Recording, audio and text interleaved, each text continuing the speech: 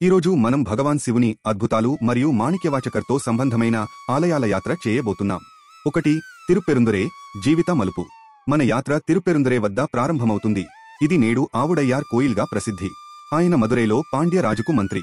రాజు తన సేన కోసం ఉత్తమ అరేబియన్ గుర్రాలను కొనుగోలు చేయడానికి ఆయనకు విపరీతమైన మొత్తంలో డబ్బు ఇచ్చాడు. కానీ మాణిక్యవాచకర్ తిరుప్పెరుందురై చేరుకున్నప్పుడు ఆయనకు ఒక గురువు వేషంలో స్వయంగా భగవాన్ శివుడు దర్శనమిచ్చారు. ఆ దర్శనం ఆయనను జ్ఞానోదయంతో మారుస్తూ రాజు ఇచ్చిన మొత్తం డబ్బుతో అక్కడే ఆలయం నిర్మించి శివునికి సేవ చేశారు. రాజు ఈ విషయం తెలుసుకున్నప్పుడు గుర్రాలు కొనకుండా డబ్బును ఆలయ నిర్మాణానికి వినియోగించారని కోపగించి మాణిక్యవాచకర్ను జైలులో పెట్టాడు. 2. మదురైక్ గుర్రాల అద్భుతం. పాండ్యరాజు నిధిని ఆలయ నిర్మాణానికి ఖర్చు చేసినందుకు మాణిక్యవాచకర్ను ప్రశ్నించి తక్షణమే వాగ్దానం చేసిన గుర్రాలను ఇవ్వాలని డిమాండ్ చేశాడు. దీనికి ప్రతిగా భగవాన్ శివుడు తన భక్తుని పక్షాన నిలిచాడు. ఆయన మంత్రశక్తి గల గుర్రాలను పంపించాడు.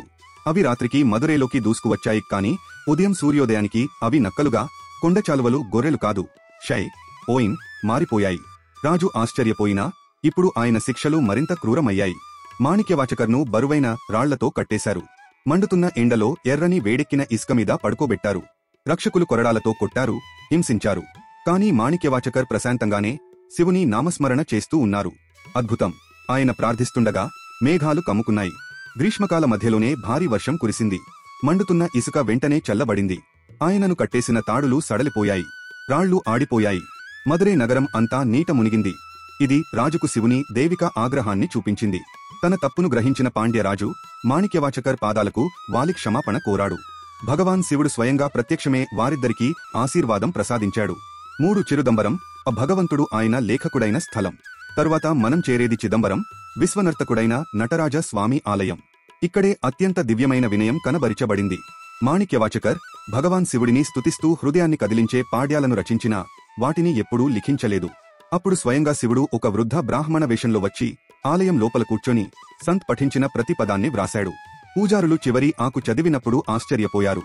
అందులో స్వయంగా భగవంతుడు వ్రాసినది అని ఉంది. వెంటనే ఆ వృద్ధుడు కనుమరుగయ్యాడు. ఆయన స్థానంలో నటరాజస్వామి సాక్షాత్కారమే చిరునవ్వుతో ప్రత్యక్షమయ్యాడు. 4. తిరువాదవూరు సంత్ జన్మస్థలం. మదురై సమీపంలోని ప్రశాంతమైన తిరువాదవూరు గ్రామంలో ఈ దివ్యాత్మ జన్మించాడు. ఇక్కడ ఆలయం విష్ణువు కొరకు ఉన్నా గ్రామం మొత్తం మాణిక్యవాచకర్ చిన్ననాటి జ్ఞాపకాలను మోస్తుంది. ఆయన దివ్యసరణి మార్గాన్ని ఎంచుకునే ముందు ఆయన రచన తిరువాచకం కేవలం కవిత్వం కాదు, అది ఆత్మగాఘమైన ఆర్తనాదం, ప్రేమ, తపన, సమర్పణ మరియు ఆధ్యాత్మిక మేల్కొలుపు యొక్క గళం.